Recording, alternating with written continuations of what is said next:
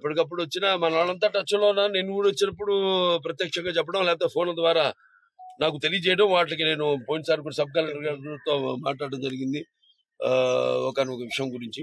అలాగే ఈ డొంగకి దారులు ఇప్పుడు చెప్పారు, నీటికి వేసున్నారు, 1-2 మిగిలి ఉన్నాయి, వాటిలన్నీ కూడా త్వరగతిని పూర్తి చేస్తారు. నాన్నగారి స్మారకం పాత ఇల్లు కూడా డెవలప్మెంట్ చేయడానికి, దాన్ని మ్యూజియం లాగా చేయడానికి కూడా ఉందండి, అది కూడా ఐడియా కూడా ఉంది, త్వరగతిలో ప్రారంభించేస్తాం పనులు కూడా.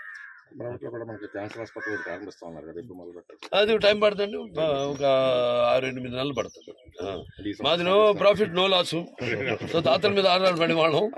సో త్వరగతిన ఇప్పుడున్న ఆసుపత్రి ఎక్స్పాండ్ చేస్తున్నాం హైదరాబాద్ కూడా, ఎందుకంటే చూస్తున్నాం కేసులు పెరిగిపోయి, ఇన్సూరెన్స్ పెరిగిపోయి, సో అది కూడా ఎక్స్పాండ్ చేస్తున్నాం ఆసుపత్రి. త్వరగతిలో ఇక్కడ ఆసుపత్రి కూడా ఒక 6-8 నెలల్లో ప్రారంభించేస్తాం. మీరు ఎమ్మెల్యేగా ఒక మాట అడుగుతారు, రాజకీయంగా మన అసెంబ్లీ జరిగిన తీరులో వాళ్ళు 11 నిమిషాలు వచ్చి వెళ్ళిపోయారు, దాని గురించి లేకపోతే సస్పెండ్ చేస్తారు కదా. ఎప్పటికప్పుడు వచ్చినా మన వాళ్ళంతా టచ్ లో ఉన్నా, నేను కూడా వచ్చినప్పుడు ప్రత్యక్షంగా చెప్పడం లేకపోతే ఫోన్ ద్వారా నాకు తెలియజేయడం, వాటికి నేను పోయినసారి కూడా సబ్ కలెక్టర్ గారితో మాట్లాడడం జరిగింది ఒకనొక విషయం గురించి.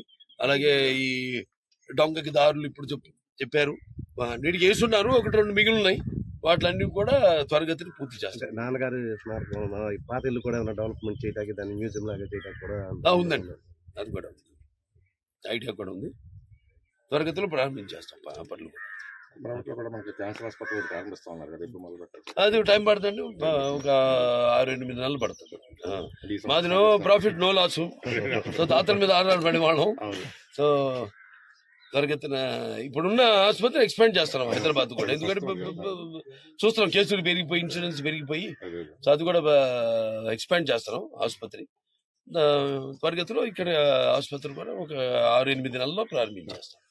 మీరు ఎమ్మెల్యేగా ఒక మాట అడుగుతారు, రాజకీయంగా మన అసెంబ్లీ జరిగిన తీరులో వాళ్ళు 11 నిమిషాలు వచ్చి వెళ్ళిపోయారు, దాని గురించి